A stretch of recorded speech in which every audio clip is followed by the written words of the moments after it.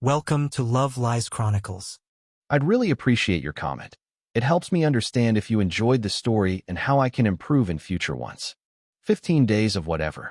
That's how long it took me to realize my wife had found the perfect weapon. Not silence. That would be too obvious. Not arguing. That would require engagement. Just one word, delivered with the exact tone that meant I was supposed to figure out what she actually wanted while she maintained plausible deniability. Ask about dinner plans? Whatever. Should we go to her mother's this weekend? Whatever. Which health insurance plan should I choose during open enrollment? Whatever. Then, like clockwork, she'd tear apart every single decision I made. On day 16, I walked into Morrison and Associates downtown with a folder containing 127 documented instances of whatever followed by criticism. The paralegal asked what grounds I was filing under. I told her. She laughed. Then she saw I was serious and stopped laughing. The pattern started 3 weeks before I even recognized it as a pattern. I came home from work excited about something that felt like a no-brainer decision. Our friends had invited us to share a rental house in Fredericksburg for a weekend wine tour. $600 per couple, beautiful hill country setting, people we actually liked spending time with. I presented it to Vanessa with genuine enthusiasm, gave her all the details, the dates, the costs, who was going. Asked for her input. What do you think? Should we do it? She was scrolling through Instagram, barely looked up. Whatever you want. I took that as agreement. Why wouldn't I? We'd been married 6 years. I thought I knew what she meant when she said things. So I booked our spot, told our friends yes, felt good about making a decision that would give us both a fun weekend away. 2 days later, she exploded. I can't believe you committed us to that without really discussing it with me. But I asked you, I said. You said whatever I want. That doesn't mean just decide. It means we should have talked about it. I tried to talk about it. You were on your phone. You never actually listened to what I'm trying to tell you. That's when the blueprint was established, though I didn't see it yet. Ask a question. Get whatever as an answer. Make a decision. Get criticized for making that decision. The trap was set, and I walked into it 127 more times before I finally understood the game. Day 1 of my conscious awareness started with something mundane. I asked what she wanted for dinner after work. Whatever, she said. So I ordered Thai food from our usual place, Sap's Fine Thai Cuisine on South Congress. She took one look at the containers when I got home. Thai food? Really? I've been craving Italian all day. Why do you never pay attention? I stood there holding pad Thai, genuinely confused. She had literally said whatever. Day 2 was the movie trap. We were at Alamo Drafthouse on Lamar. She told me to pick the movie. Whatever you want to see. I picked the new action movie I'd been wanting to see. She sat through it in silence. Then in the car said, I guess what I want to watch doesn't matter. That was 2 hours of explosions. Something in my brain started cataloging these moments, filing them away in a mental folder labeled things that don't make sense. Day 3, she was standing by the thermostat with her arms crossed. Too cold? I asked. Should I adjust it? Whatever. I bumped it up 2 degrees. Now it's going to be too hot. You always overcorrect. That's when I realized she wanted me to guess the exact temperature she wanted without her having to say it. The game was becoming clearer. By day 4, I was starting to test my theory. Saturday morning, I suggested we go to Barton Springs since the weather was perfect. Whatever, she said. I packed a bag, suggested we head out. I have so much work to do, she said. Did you think about that? No, you just decide things. She could have mentioned the work. She could have participated in the planning. But she said whatever. Day 5 brought the career decision trap. I was considering applying for a promotion that would mean occasional travel. Senior project manager role, better pay, more responsibility, leading a team across 3 offices. I'd been working toward this for 2 years. I asked her directly that evening while we were making dinner together. Would you be okay with me traveling maybe once a month? It could be more sometimes, less other times. Maybe a week here or there for big projects. She didn't look up from chopping vegetables. Whatever you think is best for your career, she said. Her tone was neutral, supportive even. I felt relieved. Supported. Like we were actually partners in this. I applied for the position the next morning. Spent my lunch break polishing my resume, writing the cover letter, getting my references in order. I felt good about it. Excited about the possibility. 3 hours after I hit submit on the application, she came into my home office where I was finishing up some reports. So you're just going to leave me here alone while you go have fun in other cities? Her arms were crossed. I see where your priorities are. I turned from my computer. I asked you. This morning. You said it was fine. I said whatever you think is best. That's not the same as saying it's fine. Then what is it? What did you mean? I meant we should have talked about it more. Discuss what it would mean. How it would affect us. I tried to discuss it. I asked you specifically. You asked me one question and then just decided. That's not a discussion. What else was I supposed to ask? She shook her head. The fact that you have to ask that is the problem. She left the room. I sat there, staring at my computer screen, wondering what I'd missed. What question I'd failed to ask. What magic words would have made this okay? That's when it clicked. This is deliberate. This is a pattern. She's creating a scenario where I can't win. Day 6 was her mother's birthday. Her mom called, wanted us to come to Houston for dinner. Your mom wants us there Sunday. I told Vanessa. Can you make it? Whatever you decide, she said. I told her mom we'd be there, blocked out Sunday on our calendar. Vanessa saw the calendar notification that evening. Great, so now my whole Sunday is gone. You didn't even check if I had plans. My patience was wearing through like old tire treads. Day 7. I tried to address it directly. Can we talk about something? When I ask you questions, you say whatever, but then you're upset with my decisions. She looked at me with this expression I couldn't quite read. Whatever you need to believe, she said. I stared at her. She'd just done it again. I started laughing despite myself, which was apparently the wrong response. Now you're laughing at me? This is exactly what I'm talking about. She stormed off to the bedroom. I sat on the couch thinking, she's not going to acknowledge it. This is the game, and she's never going to admit she's playing it. Day 8 was when I started documenting. We were discussing the weekly grocery shopping. What should we get for dinners this week? Whatever. I bought ingredients for my go-to recipes, the ones I'd been making for years. At checkout, I took a photo of the cart. Timestamp. When we got home, she unloaded the bags with theatrical sighs. You bought chicken again? We've had chicken 3 times this week. We hadn't. We'd had chicken once, 4 days ago. But I had photo evidence now, and more importantly, I had started to see this for what it was. Day 9, my college buddy Brandon was in town. Mind if I meet him for drinks Wednesday? Whatever. I told Brandon yes. 7 p.m. at Whistler's on East 6th. That evening at 6:45, she appeared in the doorway as I was getting ready. So you're just going to abandon me on a weeknight? Must be nice to have that freedom. I pulled up our text exchange. Showed her the timestamps. She'd said whatever at 2 p.m. I'd confirmed with Brandon at 2:15. Her complaint was coming more than 4 hours later. She looked at the phone, then at me, then walked away without saying anything. Day 10 was when everything crystallized. I sat in my car in the parking lot after work, just reviewing my phone. 42 instances of whatever in 10 days. Every single one led to criticism. Every single one. And I finally understood. This isn't about decisions. This is about ensuring I'm always wrong. If I ask, she won't commit. If I don't ask, I'm controlling. If I decide after asking, I'm not listening. There's no winning scenario because winning isn't the point. The point is keeping me off balance. The point is power. I didn't tell her about my revelation. I just started planning. Day 11. The documentation became systematic. What do you want for breakfast? Whatever. I made eggs. I was hoping for pancakes. Screenshot, timestamp, pattern entry. Should I pick up your dry cleaning? Whatever. I didn't pick it up. You couldn't do this one thing for me? Screenshot, timestamp, pattern entry. Want to watch that show tonight? Whatever. I picked an episode. We're watching this again. We've seen it. Note taken, pattern entry. I created a spreadsheet. Date, time, question asked, her response, my decision, her criticism, time of criticism. My phone stayed with me constantly. Voice memo app running during important conversations. Text exchanges screenshotted immediately. She was so focused on the game she was playing, she didn't notice I'd stopped engaging emotionally at all. Day 12, I met with a lawyer during my lunch break. Morrison and Associates, downtown Austin, walking distance from the Capitol. The attorney's name was Maxwell Hughes, early 50s, looked like he'd seen everything. I brought my documentation. 89 instances so far. He read through it silently, and when he looked up, there was something like amazement in his expression. I've seen a lot of grounds for divorce, he said. This is a first. It's not about the word, I explained. It's about the pattern. She creates scenarios where I can't win. Everything is my fault because I made the decision that she refused to participate in. He leaned back in his chair. Keep documenting, he said. Texas is a no-fault state, but judges are human.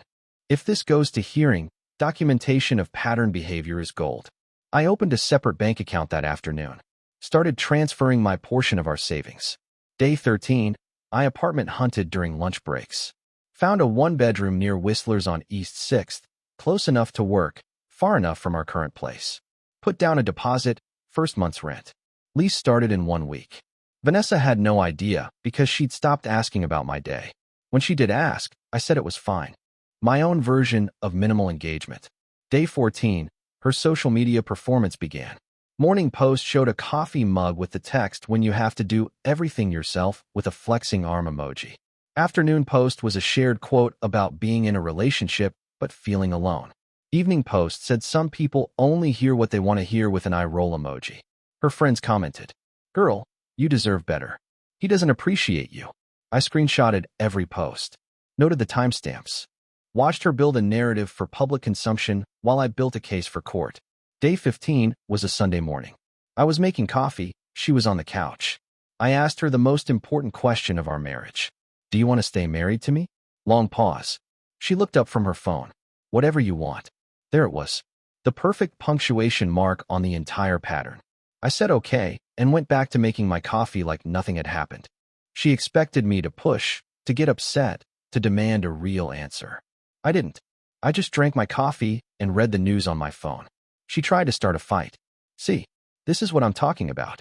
You ask me a question and then just shut down when I answer." "You answered," I said. "I heard you.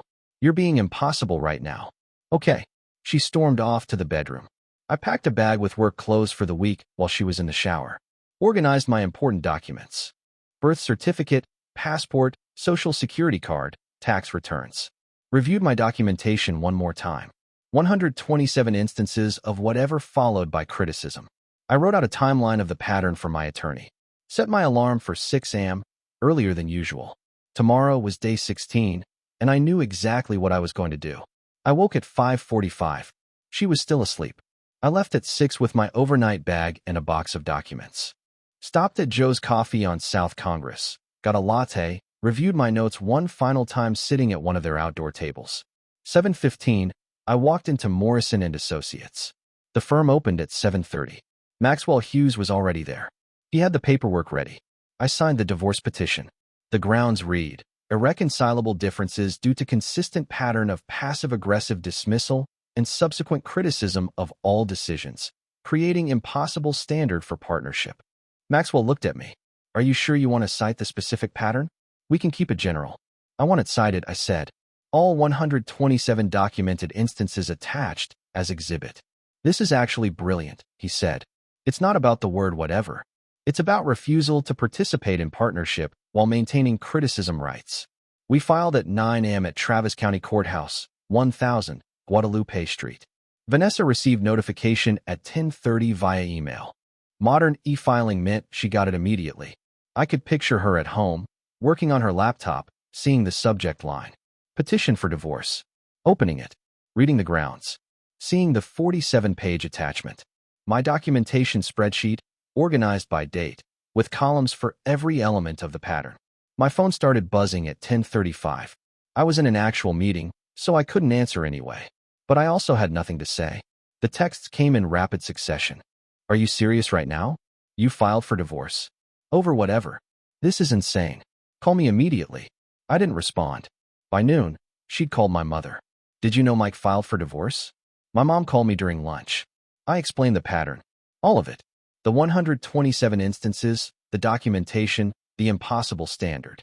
There was a long silence. Then my mom said, "I'm sorry you went through that. Nobody should have to live that way." 1 p.m., Vanessa called her sister. I know this because her sister called me 3 days later. She told me Vanessa had said I filed for divorce because she said whatever a few times. But then her sister asked about the decisions comment Vanessa had made the week before. "Didn't you say he was making all the decisions without you?" Vanessa couldn't explain the contradiction. 2 p.m., the social media meltdown began. When someone throws away 6 years over a single word with a broken heart emoji. Apparently wanting your partner to make decisions is grounds for divorce now. Be careful who you marry. They'll punish you for trusting them to lead. The comments flooded in. "What happened? Mike did what?" "Praying for you, girl. I got home at 6:30 to get more of my things." She'd been waiting for me. wound up like a watch spring. Are we going to talk about this? My attorney says we shouldn't speak directly, I said. All communication should go through lawyers. You're really doing this? Over nothing? It's not nothing. It's 127 documented instances of an impossible pattern. Impossible pattern? I said whatever a few times. So what? And then criticized every decision I made after you said it. Every single time. That's because you made bad decisions. I looked at her. Really looked at her. Which you could have prevented by participating in the decisions. But you didn't. You said whatever. I shouldn't have to spell everything out for you. You shouldn't have to participate in your own life decisions? I asked. Interesting standard for a partnership. She tried one more time. This is ridiculous. We can fix this. We just need to communicate better. I tried to communicate. 127 times. You said whatever. You're being petty and vindictive. I'm being clear. I asked you yesterday if you wanted to stay married. You said whatever. I'm simply honoring your answer. I left with 2 suitcases and my laptop bag. She stood in the apartment we'd shared for 3 years, finally understanding that whatever meant something after all. The first week after filing, the flying monkeys came. Her mother called. Michael, what is happening? Vanessa is devastated. Did she tell you about the pattern? I asked. She said you're divorcing her over a word. Did she mention that every time I asked her opinion on anything, she said whatever, then criticized every decision I made? There was a pause. She does do that, her mother said quietly. Did that to her father for years. Then you understand why I'm done. I hoped she'd outgrow it, her mother said. I'm sorry, Michael. Brandon texted. Dude, Vanessa is posting that you blindsided her. What happened? I sent him the documentation spreadsheet. His response came 10 minutes later. Holy shit. This is meticulous. And insane. How did you put up with this? I didn't know I didn't have to, I replied. Her college roommate called. Is it true you're divorcing her over whatever? Did she tell you the full pattern? I asked. What pattern? I explained. The roommate went quiet for a long moment. Oh my God, she finally said. She did this in college. We stopped asking her to make group decisions because she'd say she didn't care, then complain about whatever we chose. And nobody told me this before I married her? I asked. We thought she'd change, she said. Or that you'd be different. Week 2, Vanessa called my office. Told the receptionist she was my wife. There was an emergency. Got transferred to my manager. Told him she was worried about me, that I'd been acting erratically, that I'd filed for divorce impulsively. She thought I might be having a breakdown. Had I seemed off at work? My manager came to my office. Your wife called. Said you're having a breakdown? I'm not, I said. I'm getting divorced. She's attempting to damage my professional reputation because I filed. I provided documentation to HR showing the pattern of harassment. They flagged her call as inappropriate contact and banned her from contacting the office again. She texted me. Now you're getting your work involved? This is so typical of you. My attorney told me not to respond. Every text is evidence. Week 3, Vanessa filed a response to the divorce petition. She requested mandatory counseling before the divorce could proceed. Her filing claimed I'd made an impulsive decision without attempting reconciliation. That marriage deserves effort to repair before dissolution. We ended up in Judge Patricia Morrison's courtroom for a preliminary hearing. The courtroom was exactly what you'd expect in Travis County.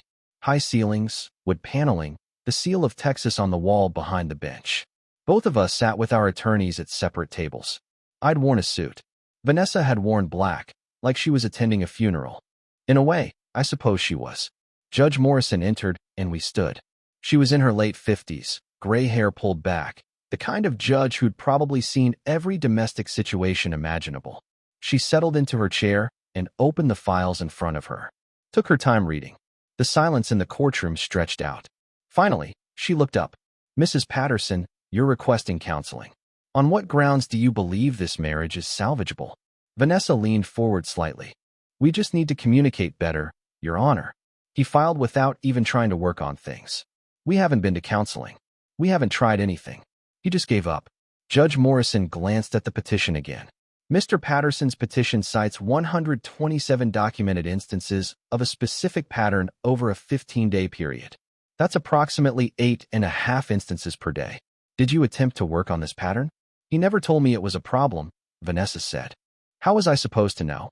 My attorney stood. Your Honor, may I? The judge nodded. My client made multiple attempts to address the communication pattern.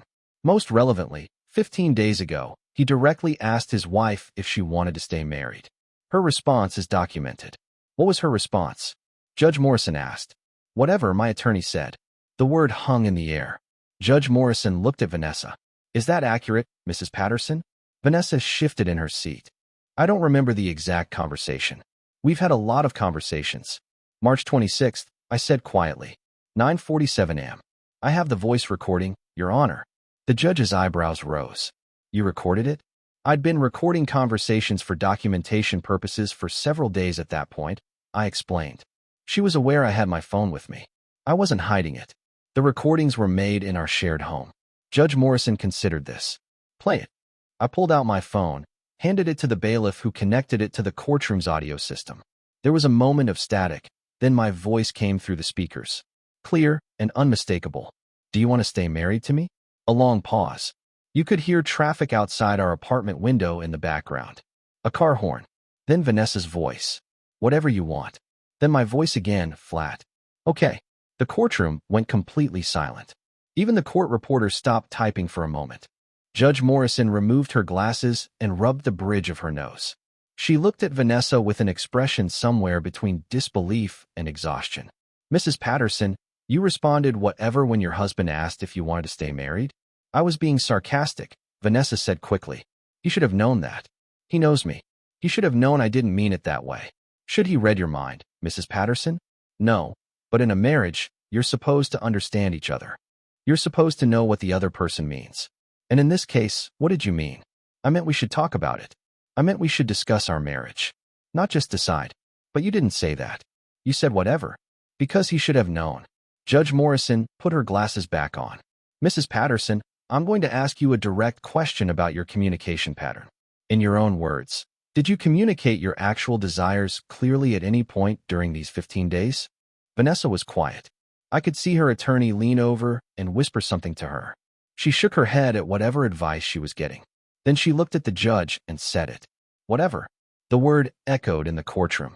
Vanessa's attorney closed his eyes. My attorney glanced at me. Judge Morrison went very still. Ma'am, did you just respond whatever in my courtroom when asked a direct question about your communication? Vanessa's face went completely pale as she realized what she'd just done. I'm saying, it's complicated, Your Honor. I didn't mean. Judge Morrison held up a hand. Mrs. Patterson, you've just demonstrated the exact behavior pattern Mr. Patterson documented. Passive dismissal instead of clear communication. Motion for counseling denied. Mr. Patterson has demonstrated extensive documentation of a pattern of non-participation followed by criticism. This doesn't require marriage counseling. This requires one party to address a communication issue they've shown unwillingness to acknowledge, even in a court of law. Divorce granted. 60-day waiting period applies per Texas Family Code. Asset division will proceed to mediation. Next case. Vanessa stood up abruptly. Wait, what? You're granting it? Just like that? Don't we get a chance to explain? You had a chance to explain, Judge Morrison said. I asked you a direct question. You answered whatever. In doing so, you validated every instance Mr. Patterson documented.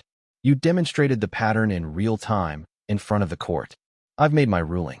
But Your Honor, the ruling stands, Mrs. Patterson. Case closed. The judge looked to her clerk. Next case, please. I stood up. My attorney gathered his files. Vanessa was still standing at her table, looking stunned. Her attorney was packing his briefcase with efficient movements, clearly ready to be done with this case. As we walked out, I heard Vanessa say one more time, her voice small. This isn't fair. Life rarely is, her attorney replied. But you did this to yourself. Week 4 brought Vanessa's final escalation attempts. More social media posts. The legal system is broken when a judge can end a 6-year marriage in 5 minutes. Apparently men can just decide they're done, and that's it. No one fights for marriage anymore. Someone who'd been in the courtroom commented. But didn't you say whatever in court? The post was deleted within an hour. She organized a dinner with our mutual friends at Matt's El Rancho, our old regular spot. The place we used to go every other Thursday. She'd invited 6 couples, told them she needed support, needed her friends. She told her version of events. Mike was controlling, made all decisions without her, filed impulsively. Some kind of midlife crisis. Mental health issues maybe. The friend group was sympathetic initially. They'd known us both for years. Marriages end. People take sides. But then someone asked the obvious question. Our friend Monica, who'd been in our wedding party. But didn't you tell him to make the decisions? I remember you saying something about that at book club. How you liked that he was decisive. Vanessa's expression shifted. I said he could make decisions if he wanted to. I trusted him to include me in the process. But you weren't included because you didn't participate, Monica pressed. Right? Didn't you say he'd ask you things and you'd tell him to just decide? That's not what I meant, Vanessa said. Then what did you mean? Another friend asked. Tom, Brandon's husband. Because from what we've seen, Mike would ask you a question in front of us and you'd say you didn't care, then later you'd be upset about his choice. I wasn't upset. I was just pointing out when he made the wrong choice. But how was he supposed to know it was wrong if you didn't tell him what you wanted? He should just know, Vanessa said, her voice rising. In a real partnership, you don't have to spell everything out. You should understand each other. The table went completely quiet. Someone cleared their throat. Monica looked at her wine glass. That's not really fair, is it? She said softly. Expecting someone to read your mind? I'm not expecting him to read my mind. I'm expecting basic consideration. By telling him whatever whenever he asks you a question? Tom said. I'm sorry, but that's not communication. That's a trap. You don't understand, Vanessa said. You weren't there. But we were there, Monica said. We've been having dinners with you guys for 5 years. We've watched this happen dozens of times. Mike asks what you want. You say you don't care. He picks something. You get mad. We all just thought it was your dynamic. It wasn't a dynamic. It was him not listening. He can't listen to something you don't say, Monica replied. The dinner ended early. Vanessa left before dessert. I heard about all of this from Brandon 2 days later. He called me, told me what happened. She's losing people, Mike, he said. Words getting around about what really happened in court. About the pattern. People are realizing this wasn't about you just deciding to leave. This was about you documenting an impossible situation. I appreciate you telling me, I said, but it doesn't change anything. I'm not looking for vindication or for people to take sides.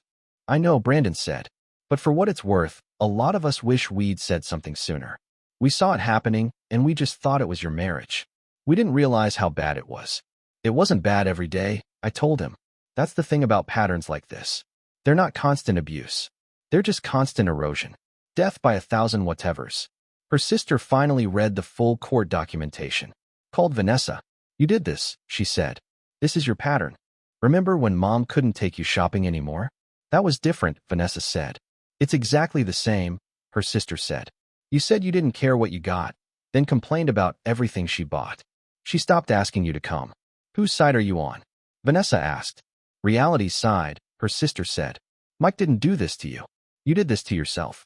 8 weeks after filing, we met for mediation. Downtown Austin, neutral office, both attorneys present. The assets were straightforward. The apartment lease had both our names, but Vanessa was staying until it expired. Shared savings of $34,000, split equally. We each kept our own vehicles. I'd taken the furniture I'd moved out with. She kept the rest. No property ownership, no children, no alimony requested. The mediator looked at both of us. This should be straightforward. No contested assets, no children, no real property. Do either party dispute the 50-50 division? We both said no. Mr. Patterson, you filed. Do you want to say anything? No, I said. The documentation speaks for itself. Mrs. Patterson, do you have anything to add? I still think this is all ridiculous, Vanessa said. Over nothing. 127 documented instances isn't nothing, my attorney said. I didn't do anything wrong, Vanessa said. I just let him make decisions. And then punished me for every decision I made, I said. I didn't punish you. I just told you when you were wrong. Every time. Without fail. Do you not see the pattern? What pattern? You're oversensitive. The mediator looked at her. Mrs. Patterson, are you aware that you just demonstrated the exact behavior Mr. Patterson documented? Vanessa blinked. How? He made a statement. You dismissed it as nothing and oversensitive. That's the pattern. Dismissal followed by criticism.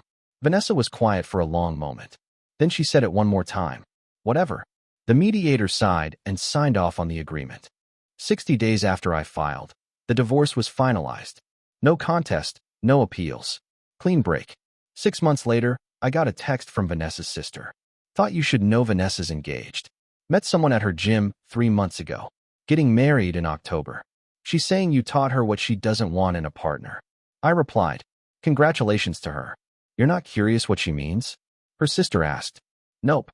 She's saying she learned she needs someone who knows what she wants without asking. Then she's learned nothing, I typed. But that's not my problem anymore. Fair enough, her sister wrote back. How are you doing? Better than I've been in years. Good. You deserved better than what she put you through. I know that now, I said. And I did. I found an old voice memo on my phone recently. From day 10, when I was sitting in my car in that parking lot. My own voice, tired and confused. I don't know what to do. No matter what I choose, it's wrong. If I ask, she won't say. If I don't ask, I'm controlling. If I decide after asking, I didn't listen.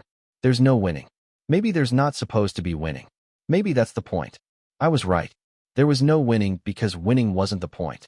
The point was keeping me perpetually wrong, perpetually off balance. Control through chaos.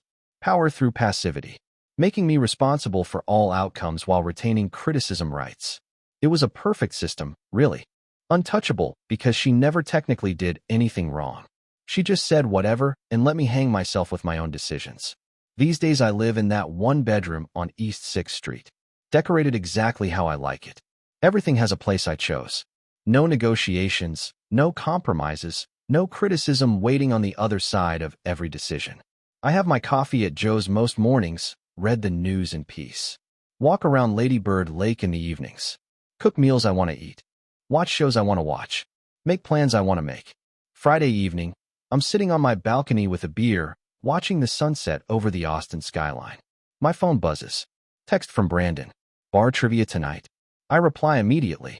Absolutely. See you at 8. No consultation needed. No whatever to decode. No criticism waiting. Just a simple question with a simple answer. People talk about communication in relationships like it's always about talking more, expressing more, engaging more. But nobody talks about what to do when the other person weaponizes your attempts to communicate. When every question becomes a trap. When participation is used against you. Vanessa wanted me to learn to read her mind. Instead, she taught me to trust my own.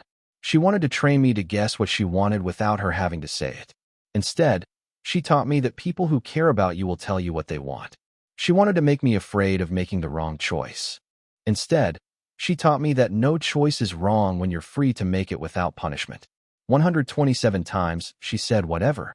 127 times, she proved that word meant everything except what it should mean. On the 128th decision, the one to file for divorce, I finally made a choice she couldn't criticize.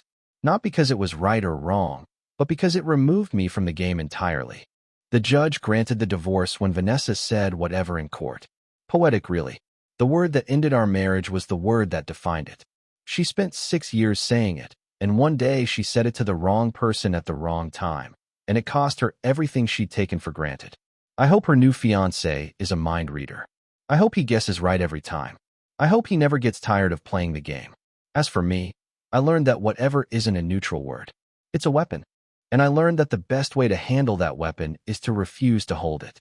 These days, when someone asks me what I want, I tell them. When I ask someone what they want, I expect an actual answer. And if I don't get one, I don't make the decision for them. I just walk away. Turns out, that's been the right answer all along. I finish my beer, lock my door, and head out to meet my friends. No permission needed. No criticism waiting. Just a man who finally learned that peace isn't about making the right choices. It's about having the freedom to make any choice at all. Dear listeners, please share your thoughts in the comments, and do not forget to like, share, and subscribe to the channel.